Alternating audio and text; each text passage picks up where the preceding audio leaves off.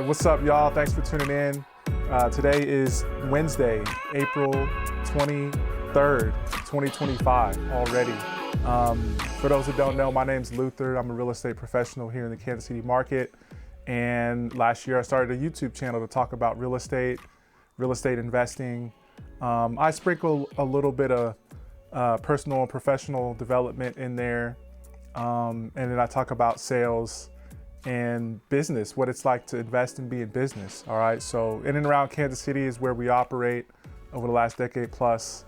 I've been active as an investor and as a real estate agent, helping investors through the process. Okay. So in today's session, I want to talk about that, how I've been able to work with investors. And I think this will be helpful for real estate agents as well as investors to get a better understanding of the process, when and how money gets exchanged throughout the process, so that as you are doing more transactions, doing more deals, growing your business, you may be able to head off and avoid some, costly mistakes, avoid some pitfalls, that sort of thing. All right, so this is just kind of tying in with the series.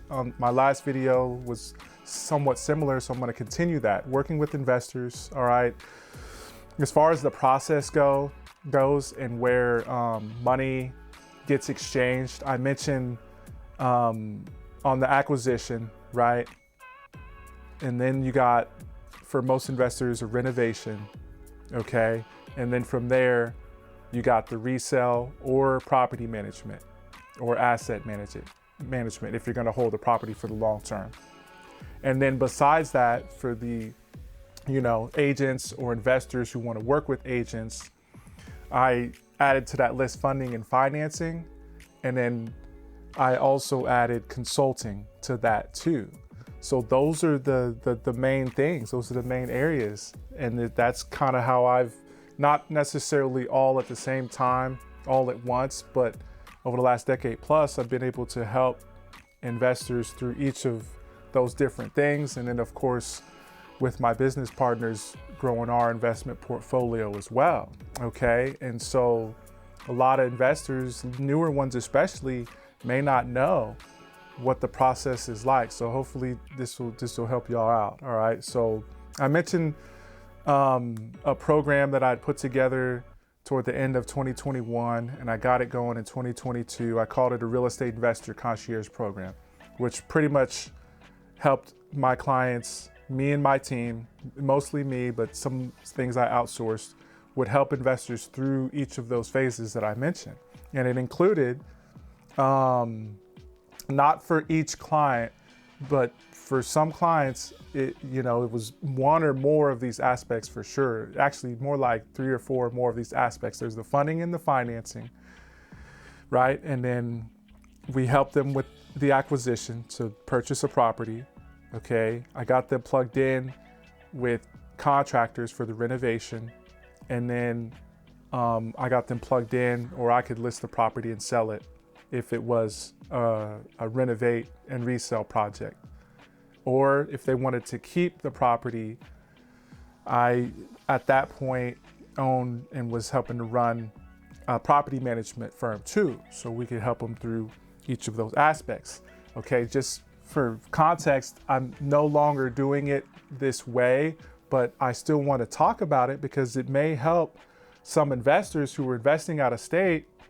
All right, and it definitely could help those real estate agents who want to invest and they want to learn more about the process and maybe gain some reps and some experience helping other investors through the process. Okay, so the Real Estate Investor Concierge Program, I mentioned before that I charge $3,500 upfront, okay, for the consulting aspect basically, and the time that it's going to take to get through the process.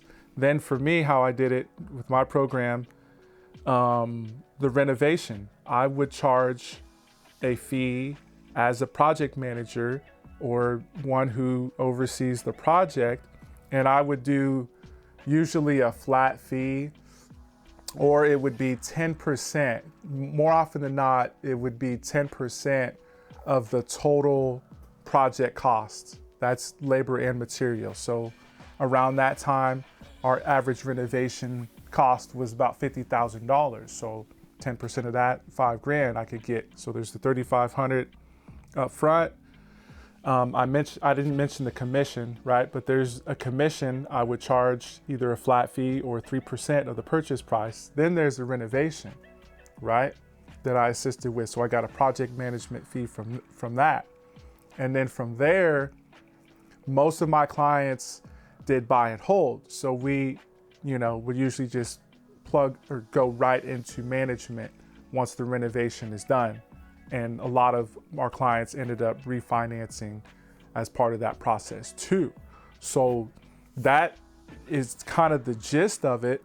And I know I mentioned it on a previous video and also on Facebook too. Real estate investors and agents, it's hard for one person to try and wear all of those hats. And so that's the beauty of the program. That's the beauty of partnerships, joint venture partnerships, as well as collaborations. So based on what you're looking to do, your strategy, all right, based on, the capital, the strategy, and how you want to run your operations, as I mentioned before, those three things, capital, strategy, and operations. Okay, based on those things, you get, and as well as, how much time you have, your skill set, what you're focused on, and then who you bring in, right? What their skill sets are, what their main thing and what they already have going, essentially, ideally, working with good contractors who already kind of have their thing going, right? So you don't necessarily have to get as hands-on, okay? The different agents or wholesalers that you work with, right? If your main broker isn't necessarily finding all the deals, you may go off market for opportunities, you may go on the market MLS type of thing. So you kind of got to choose, right? What it worked well for me or has worked well for my colleagues as well in and around Kansas City may not necessarily work so well in Texas or perhaps Tennessee or Michigan type of thing. So, again, just kind of going through these items to get practitioners and investors to look at real estate investing for what it really is, okay? Instead of just saying, all right, I'm gonna form a team and I don't know how that looks and I've never started a business before. Look at it for what it is. It's a business and it's gonna require multiple hands on deck. It's definitely gonna require additional capital over and above what we thought we were gonna need, right? And it's gonna require you having to run it like a business. And so that's kind of the gist of it. And you can get in multiple different ways, all right? And so I'm gonna continue the series, maybe not next week. I may switch it up next week, but tune in, all right? For those who have been tracking, you have probably seen a trend. I mentioned it before, talking about capital, strategy, and operations, okay? That's huge for business, huge for real estate investing. And lately I've been digging in a bit deeper, as I did with this video, on the operations aspect, getting people to hopefully understand, like, all right, here's those main things, and here's some ways that I think we can maneuver through that process. And sure, I could do X, Y, and Z, but I'm gonna need some help with A, B, and C. All right, so again, thanks for tuning in. That's it for today. Stay blessed, y'all. Peace.